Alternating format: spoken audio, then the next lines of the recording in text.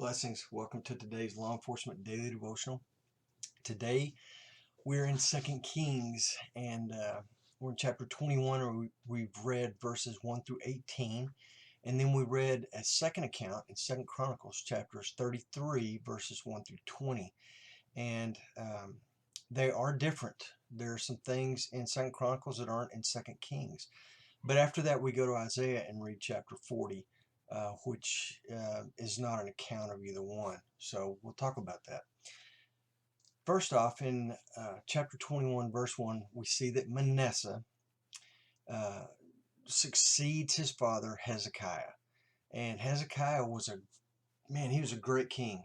And then there came a point where he messed up and he turned from God at the end, which is really sad because I love Hezekiah. But there's a point where he's really sick and he cries out to God. We read this yesterday. God gives him 15 years. And in those 15 years, he had Manasseh. And we see that when Hezekiah dies, God gave him another 15 years. Remember that. When Hezekiah dies and Manasseh becomes king, Manasseh is 15 years old. No coincidence. So Manasseh, in verse 2, we find out right off the bat, Manasseh does evil in the sight of the Lord. It also says this in 2 Chronicles chapter 33 that Manasseh did evil in the sight of the Lord. And it goes on, especially in 2 Kings here, it goes on to explain what kind of evil we're talking about. He didn't just tear down God's places of worship. He built up, he intentionally built up Asherah poles and different places of worship. He reestablished the worship on the hills and high places, which you weren't supposed to do. He sacrificed his children to these false gods. He consulted mediums and spiritists, and he did a lot of really evil things. And he just continued to build on this spiritual adultery to the point where he caused more spiritual adultery in Judah than any king of Judah that came before him. And then in 2 Kings just kind of leaves it like that.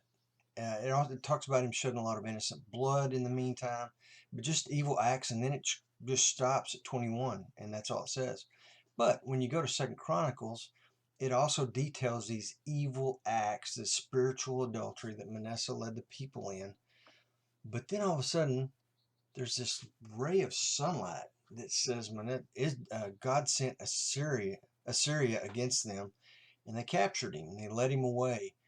And he humbled himself greatly, and he prayed to God, and he cried out to God. And we know what happens when people humble themselves before the Lord. God relented. God even sent him back to Jerusalem and allowed him to continue to be king. And he was king in Jerusalem for 55 years. But after he humbled himself, he truly became a follower of God. It's just really interesting that his father was great up to a point, and then he flip-flopped and didn't end well. Well, Manasseh is this horrible, most evil king of Judah, and he flip-flops and he ends well. It's just a really interesting thought. There's a lot of kings that do that. They start off good, end bad. There's a lot that start bad, end good. There's some like David who start good and end good. So there's no pattern here. But I think what it says is if you're good and you're following the Lord, you can't rest on your laurels. You've got to keep it up and finish well. You start coasting and thinking you got it made and you're going to screw up. On the other hand, if you've lived a bad life and you've done a lot of bad things, there's still hope for you to turn and come back to the Lord. Just a beautiful picture of what can happen for each of us. And then real quickly, Isaiah chapter 40. I'm not going to go too much into this because I hope you read it. It's just a beautiful prophetic chapter.